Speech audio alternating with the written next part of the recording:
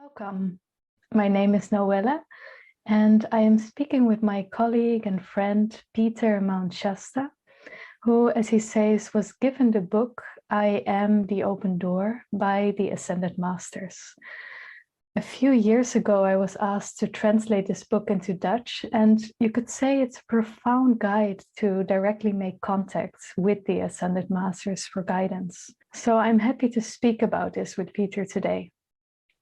So welcome, Peter. I would like to ask you if you'd like to share with us how this book came to you. Thank you for this opportunity. My teacher, Pearl, in Mount Shasta, who was assistant to Godfrey Ray King, who started the St. Germain Foundation in the 1930s, always said, never channel because it weakens people. People need to learn to find not only the ascended masters within themselves, but their own God presence, their higher self, and to get the guidance from the higher self. And if you give people messages or you call on the masters to come through you for somebody else, that it weakens them. So I never sought to be a channel or do anything like that. But one day, it's very interesting, there are decisions you make on the spiritual path if you're going to serve the light or if you're going to try just to be a normal human being and do what everybody expects you to do. So, of course, the first challenge is with your family and your friends. But there are some times when you find you have to do something that may be a surprise to other people.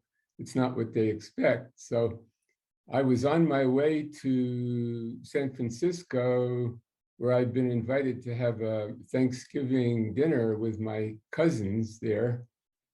And I came to a fork in the road, and to go to San Francisco, I would have taken the right fork, go that way. But somehow the car wanted to go left, That's the only way I can describe it. In my heart, the pull was go left. So I said, this feels like guidance, because you get the guidance from the center of your being. I'll go left. I can go like a mile. If it's not right, I'll turn around, come back. So I went, and immediately it felt good. That's the sign I made the right decision. So I kept driving, and then I realized it seemed like I was going to be going to the East Coast. But I kept driving. Finally, I ended up in Winnemucca, Nevada, and I said, I better call my cousin and say, I'm not going to make it for Thanksgiving. There's some other plan. And of course, she didn't believe in all of this stuff about guidance in the masters. And she said, well, that's par for you. We should have known we couldn't depend on you. So I felt kind of bad about that, to let her down. But again, the choice was follow the expectations of my family or follow the inner presence, So I kept saying, I am being guided, I am being directed. And it kept feeling right. So finally, a few days later, I ended up, about more like a week later, ended up in New York, and where my family was, my mother's house, and she was surprised to see me. But while I was staying there, I went through kind of an ordeal where there was a woman that I had met in Mount Shasta, and I had been shown that we were twin rays. In other words, two parts of the same soul. And of course, in the New Age, everybody's trying to find their twin ray. And they think that when they do, everything's going to be beautiful. But they don't realize sometimes you're not meant to be together, which was in this case, because we were both at very different places on the spiritual path. And she didn't really believe in the work I was doing with Pearl and with the masters. But still, there was that soul longing to be together, to work together. And while I was there in New York, she came to visit, but I was shown in a dream that if we were together, life would be a disaster. So I had to tell her that we were not meant to be together and that we had to separate. And this was very, very difficult. And for about a week, I felt like I was dying. And then one day, I was meditating in my room upstairs, and a ball of light came down from the ceiling, a dazzling, bright ball of golden light. And I heard a voice say, "Write." And I thought, "Write? Write what?" And it said, "Go to the desk." So I went to the desk and I picked up a pen, and then I heard the voice say, "No, pencil." I don't know why that was, but then I said, "Okay, what am I supposed to write?" And I heard this sentence, "In the center of your being is a great light." And I thought, well, what comes next after that? And this voice said, "Write the first sentence, then we will give you the second sentence." So at that point, this ball of light followed me and stood beside me. And well, a being came out of the ball of light that was the great divine director. And I will show you a picture of this being.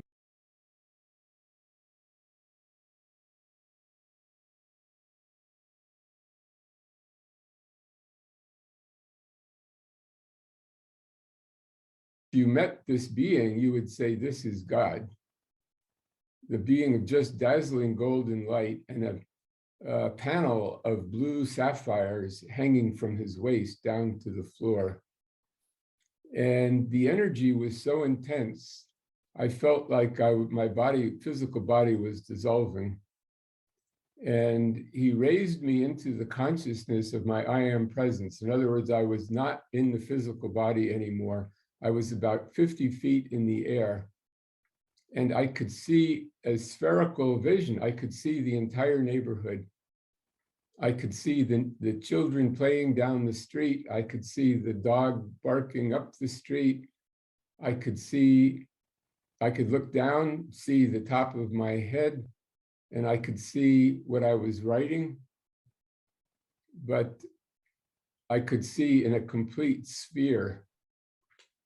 And I know Yogananda talked about this once. His gurus put him in that same state where he could see everything in a circle. And there was just a feeling of tremendous bliss. And then I was back in my physical body, and then I kept hearing his words. So I wrote down what he was saying. And I've never written so fast in my life. The words just came one after the other. And I said, the energy was so intense. I said, "I can't take it. I can't take the energy." And he said, "You can and you will." And I went, whoa, okay. Because I felt like I was dissolving, that I was going to ascend right there. So I kept writing. I don't know how long it was, maybe an hour, 45 minutes. And then he stopped and disappeared. And I was, phew, that was the first discourse by the great divine director in this book.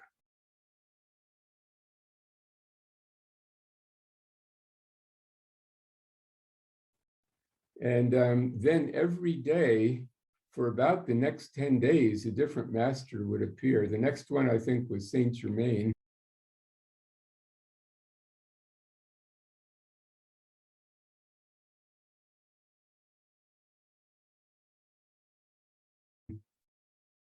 And there were a couple of goddesses, Kuan Yin,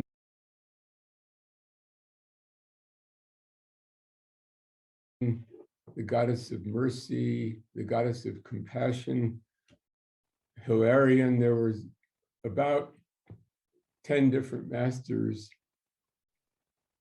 And I think there are 14 discourses altogether. It was very interesting. Whenever one of these masters would appear, my parents would be taken out of the house. And it's because the energy was so intense that they couldn't take it. They would just say, "Oh, we remembered we have to go somewhere." They would leave. And as the discourse was ending, they would come back to the house. And each of these discourses was a tremendous blessing. In fact, after the discourse by Saint Germain, I was so elated, I got up and I just said, I imagined that Saint Germain was in front of me. Now I could see these masters, some of them more clearly than others, but during the discourse, in the beginning of it, I could see them there, and Saint Germain was fairly clear, but then he had disappeared. So I got up and I said, Saint Germain, I bow to you. I am so grateful for this. And suddenly, a shaft of violet light came down into the room, and Saint Germain appeared in front of me. And he bowed also, and he said, Peter, I bow to you also. And then he went back up and disappeared, and the tube of violet light disappeared, you know. So at the end of the end of 10 days, I had these 14 discourses, and eventually that was published as this book, I Am the Open Door. So that's briefly, the story is in my autobiography, Apprentice to the Masters. It's the whole title is Adventures of a Western Mystic, and volume 2 is Apprentice to the Masters.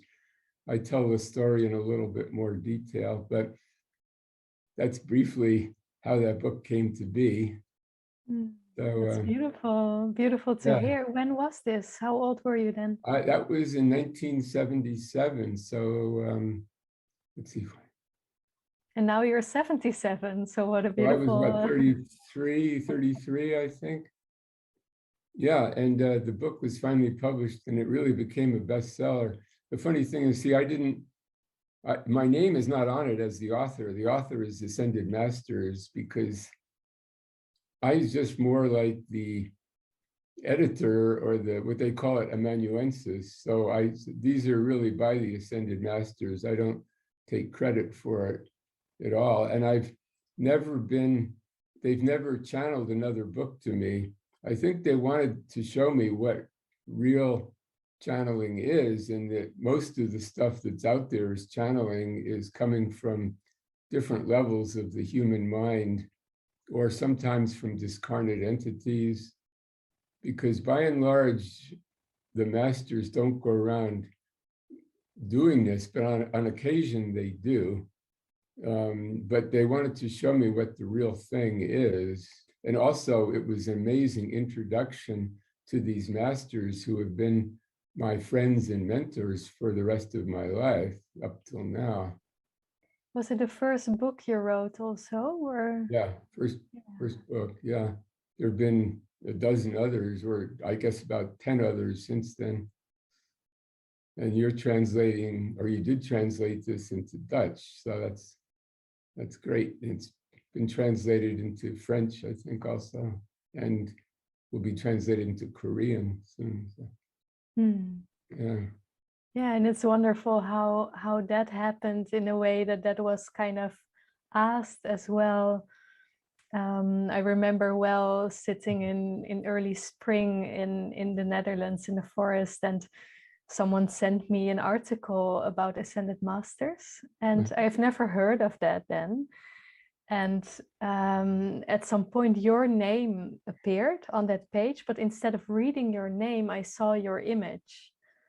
And that was kind of new to me. I had never experienced something strange, relatively strange like that. And then there was this message in my heart, contact me. And this was very new to me, and I didn't trust it. It would be so random for me to then contact you. But as I walked to the kitchen, it kept repeating itself. And I thought, well, I have nothing to lose, so let me Google Peter. And so I found your email address and asked you what you want me to contact you about. And then you spoke about the translation of this book that hadn't been finished and hadn't been completed. It was half done or something like that.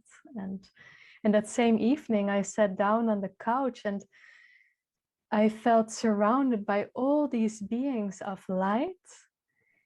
And it was so uplifting, and there was so much light in the whole room. And I was afraid that I was going to levitate because I was kind of afraid for things that cannot happen according to, normal existence. So it was kind of scary, but also very beautiful at the same time. And then soon after that, the translation process started. And meanwhile, I was living in a yurt, like straight in nature. And every morning at 7 a.m., I sat behind my desk, and these masters would support me in each and every part of the book. In each discourse, I would feel the energy of them. And sometimes the translation process was really complicated. I was really puzzled, like, how do I, bring the same energy into words without, missing the meaning of it?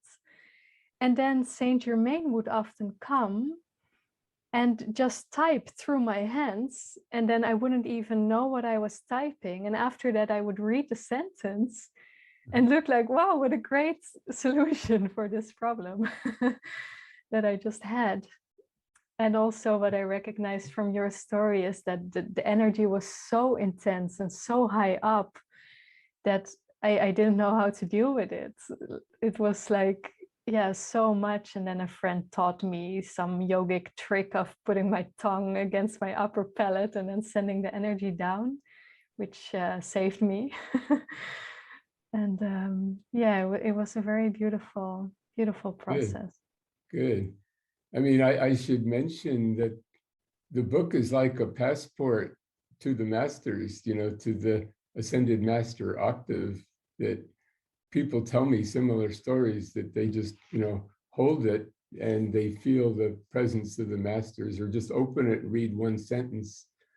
And the whole essence of the book is really that you are a God being, we are gods, and you can contact that individualized God presence, which resides about 50 feet above you, but in a higher, I don't like the word dimension, a higher frequency. And then that you also have a Christ self or etheric self, which is between the human self and the God self, and that you can contact this divine presence, which is there waiting for you all the time. That's how I always wondered as a kid, how could God hear everybody's prayers on the earth at the same time? It's because God is not far away. God is 50 feet above your head, but sends a tube of light, a beam of light down through the top of your head, and it's anchored in your heart. So that's like a microphone, what do they call it? A Bluetooth, it hears everything, and it's on 24/7, even in your sleep. God is listening to your thoughts and prayers and responds accordingly. So you don't have to go anywhere to the top of a mountain or go to the Himalayas. God is right there listening all the time and answers depending on your sincerity. But to trust that the answer doesn't always come as words, frequently it doesn't. It just comes as a feeling or an inspiration to do something, or an intuition,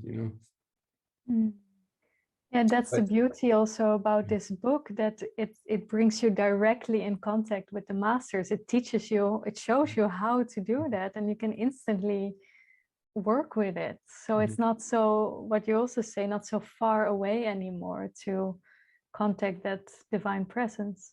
Yes. And it's encouraging because these masters were all humans like us, Saint Germain was Francis Bacon in the Elizabethan court, and wrote the Shakespeare plays using the name Shakespeare as a pen name. But he had lots of challenges. He had relationship problems, financial problems, political problems. He had powerful enemies at the court.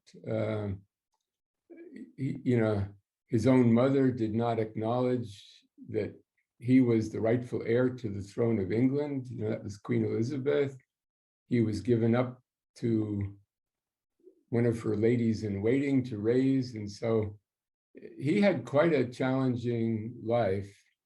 And you think that just before you become an ascended master, your life is going to be easy, but frequently it's quite difficult because that's where the lessons are. Yeah, makes sense. So how does that work actually with the ascended masters? Do they come up and down and incarnate again and be lifted up? Or no, they don't need to take on a physical body again. I suppose they could if they chose to, but that is generally the last physical incarnation to reach that. It's like the lower self, the middle self, and the higher self all merged together. Now in Tibet, there are yogis that learn to do that, and it's called attaining the rainbow body, or jalus. And people have witnessed that. Like I studied with a Chinese teacher, and he was present when his master dissolved the physical body, and there was 7 like explosions of different colored light that filled the sky, and all that was left was the master's hair and fingernails on the ground, and his robe, I think, kind of like Obi-Wan Kenobi in Star Wars, you know. But there are beings that have actually ascended the physical body, dissolved the physical body as well, but we don't really need to do that. When we leave the physical body at what they call death, which is not really death because our souls are immortal, we can ascend and merge those higher bodies at that point. And then if we choose to stay in the atmosphere of Earth to help humanity. So their physical body, when ascension happens, the physical body can rise literally up, but doesn't have to. Yes, there are very few beings on the earth that have the ability to actually dissolve the physical body.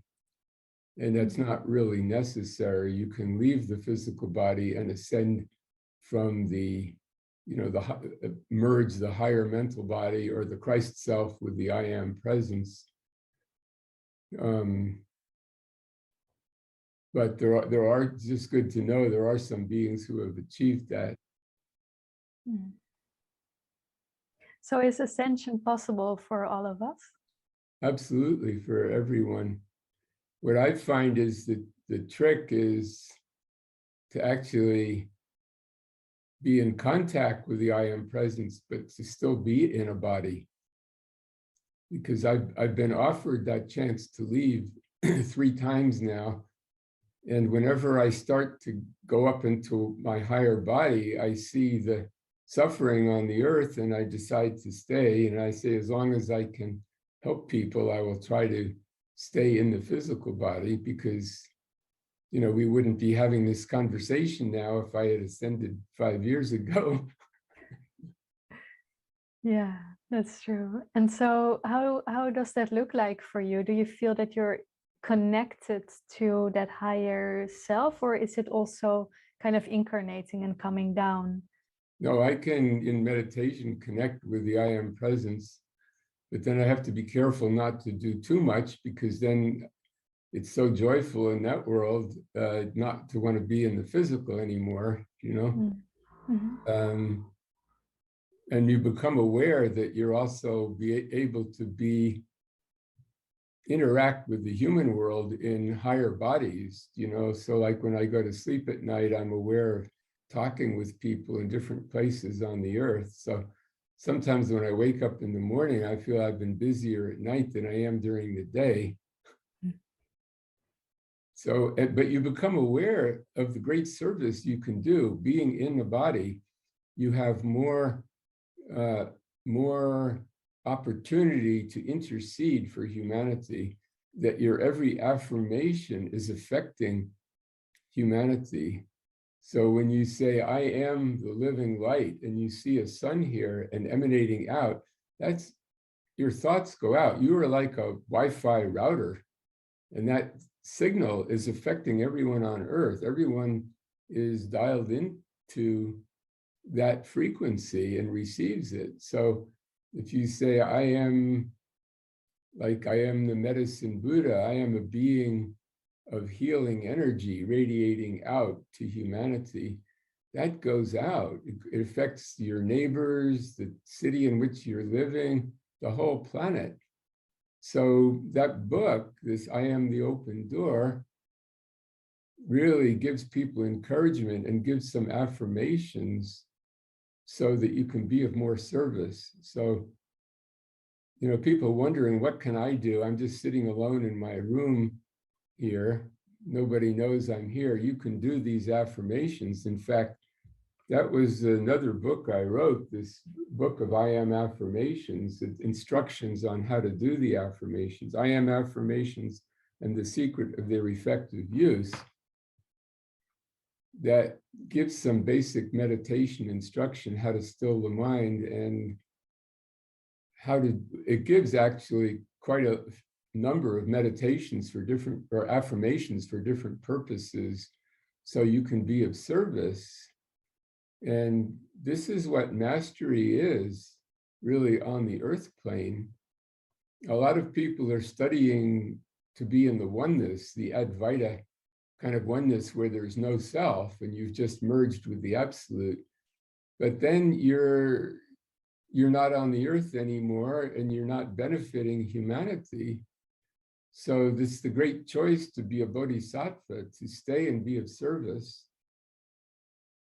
And so staying on the earth plane and doing these affirmations of bodhisattva is great service to your fellow human beings. Yeah, that's very beautiful. And I'm also wondering about the wide range of accessibility, in the sense that when there are personal challenges, especially in these times, you know, that there's a lot of fear and so forth, then how do we combine using these positive affirmations and being real and true with them, and yet, you know, working with our own challenges? How do you see that? Well, that's the great trick I see. That's why I talk about two kinds of meditation. One is the more light meditation, the energy and the affirmations. The other part is self-examination. You know, if something's bothering you, not just to decree it out of existence, you know, because it's going to come back, you know, until you have looked at the source. So it's like to turn your attention inward and say, what am I feeling? Well, I'm feeling angry at so-and-so. Well, I am being shown where that anger is coming from. And then you see kind of like a movie, and, oh, did I play some part in that? Did I trigger that person? Or have I ever done anything similar? Or when is the last time I felt that anger? Maybe it's, you know, I'm angry at my mother because she dropped me on my head when I was 2 years old, or, you know, you have to go in and look at the source of those things and resolve them. So that's, you know, what I call the self-examination meditation. And actually, there's also another kind, just being mindful, but that self-examination is a part of that. Like Trungpa Rinpoche, the great Tibetan Lama, said, if you can be aware of the suffering of the world and of your fellow friends and associates at the same time as you hold the awareness of the rising sun in your chest, you can hold both of those at the same time, then the warrior can make a good cup of tea. So that means to do something simple, like just make a cup of tea in full consciousness of your environment and everything going on in yourself, that is like real mastery. Yeah, that makes sense. Yeah. So there's a lot of work to do, you know. It's not just doing affirmations, also being mindful of what you're doing in the moment and realizing that your thoughts are affecting others. So why not send out positive thoughts, you know? Yeah. And so we don't affirmate the challenges away, so to say, but we affirmate towards them. That's what I heard. When they arise, and when there's more space again, we can be of service to others. Is that Yeah, I mean, in the moment, say you feel impatient at somebody, you can say, I am patience, I am compassion in that moment, or just feel the in-breath and the out-breath for 10 breaths, and then you calm down. Then later you can go home, say, work on, why did I feel impatient at that moment? What is it in me? And really do some self-examination, work on the cause. And then you can affirm, I am dissolving and consuming the cause of that impatience or that frustration, you know. But all those things that bother us, that things that happened years ago that still bother us, that is where the real growth is, to go within and look at the cause of those. What is that showing me about myself? But then, you know, to affirm your basic goodness, to say, you know, even though I'm suffering from this or that, I am a good person. I have the light of God within me, and to try to identify with that. And then that light sort of burns up all of those clouds. That's a wonderful description. So that's basically how we combine, you know, recognizing what we are on a deeper level with the affirmations in this case, and then shining through, not neglecting or negating, which is often common, what's also there, like the challenges, the worldly human difficulties. Yeah. No, the affirmations are important because the mind, the way the world is set up, it's kind of more to remind you of all the bad stuff happening, and the human mind gets trapped in a vicious cycle, you know, where it starts affirming the negative things, you know, like when you look at the news, you don't see much good stuff, you know, so you start worrying about those things. Then you can affirm, I am the presence of the living God, and the ascended masters are watching over me. There is a plan for my life, and I know everything is going to work out as intended. You know, like I say this every day, I know the masters are watching me. I know Jesus is with me. I know Saint Germain, Mother Mary, the angels are watching, and they're aware of what's happening in my life, and they're going to make sure that the divine plan works out, you know.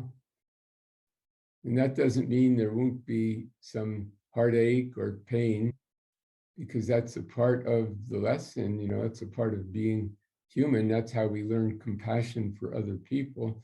But still, it removes that feeling, you know, that, oh, I've done something wrong, or I'm not doing everything I can do, or, you know, I prayed to God for world peace, and why has it not happened yet?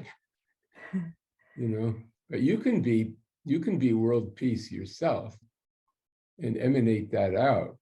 You know, you can be love and compassion and be a beacon of light and peace and compassion for those who meet you.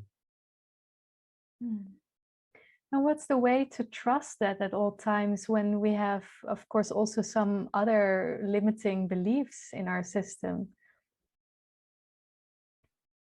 Well, it's to keep coming back to that feeling in your heart, you know, the feeling of goodness, and just to feel that presence. In India, they call the Jyoti, the sacred flame, you know, and that's where meditation comes in, to just keep strengthening that.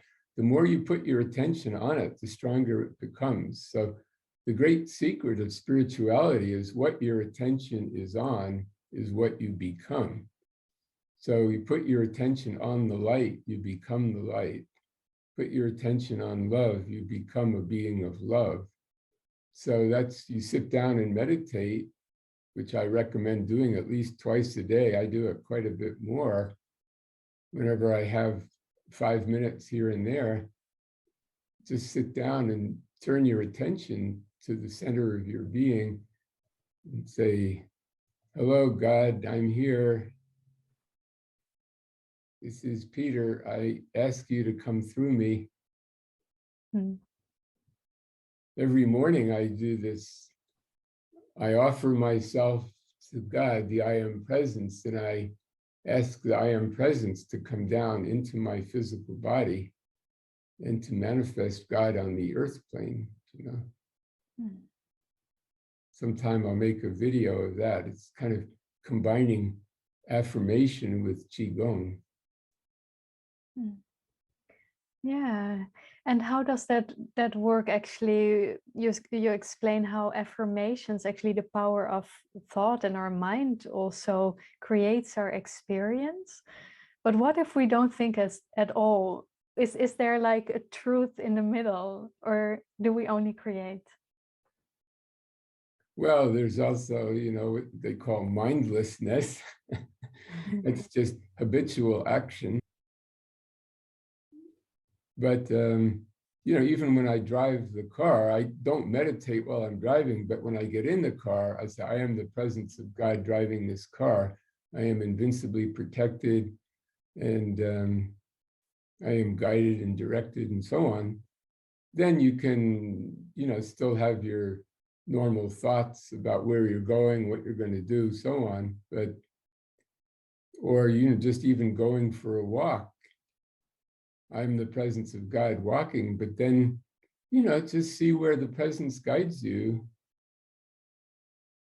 and just give joy, feel joy for life, you know. Mm. And what does the universe have to show me on this walk? Be open to what the masters want to reveal to you. You know, you never know when some great revelation will come through. Like, I live near a school playground, and I went for a walk yesterday and I saw children playing soccer, 6-year-old children, and I really saw how the parents and the coach was programming them to be aggressive, and that there's the enemy, you know, not the enemy, but the opposite team, and you have to beat them. So even at 6 years old, these children were being trained to be competitive and aggressive, you know, and that's kind of, I saw, wow, that's how we're programmed even as children, that the world is about competition and beating other people, you know, and getting what you need regardless of their needs, you know. And, but also there's a teaching of cooperation to some degree, but so no, I saw that the masters had guided me there to see how these children were being trained, you know. That was very profound lesson for me just through going for a walk. Mm. Yeah, and that's also interesting indeed, of like these early conditionings that arise. Mhm. And then with these affirmations, we kind of overwrite them in a way, we could say, or is it also more true? That was actually a bit what I meant with my previous question. Like, what if we don't believe the conditioning and not the affirmation? Which side is more true, or is there none? If that makes sense. How do you see that? Well, I think, you know, in meditation, you have to keep coming back. I am being shown what is true, you know, what it is that God wants me to become. But like this lesson with these children, just to be aware that that programming is in there, it's in all of us that we received, but I can overcome that, you know. Yeah. I mean, I see in the times we're in now, people losing friendships with dear friends over arguments, but that doesn't have to be. We can say, you're entitled to your opinion, I have my opinion, but the light of God is in both of us. We still have our friendship. You know, it's very tricky, but a lot of people are going through challenges now in that regard. Yeah. I don't know if that answers your question, but Well, it's of course a difficult one. Yeah, also difficult to phrase it, but it's an interesting exploration. So if you take your life as you're in a schoolroom and there is a plan for your life, and you chose to be born to these parents at this time and to go through what you're going through. So I am being shown why I'm here, what the lesson is, and how can I change the things that are negative, and how can I benefit others? Because in benefiting others, we are also benefiting ourselves, you know. It's about learning compassion. But if you take every day as a sacred, classroom, that there's something you're supposed to learn today, or there's some gift waiting for you down that dark tunnel, that the masters want to give you something. Yeah. So, yeah, I guess we can see what, do you want to share something else before we conclude, or about the book, about the translation, or something else that comes up? Well, no, except I'm grateful that you've taken on this task to translate this. And I see that you have, great work ahead of you, and you emanate that quality the book is talking about, the divine love and compassion. So I encourage you to keep doing that, and you will be a beacon of light for the world. Thank you.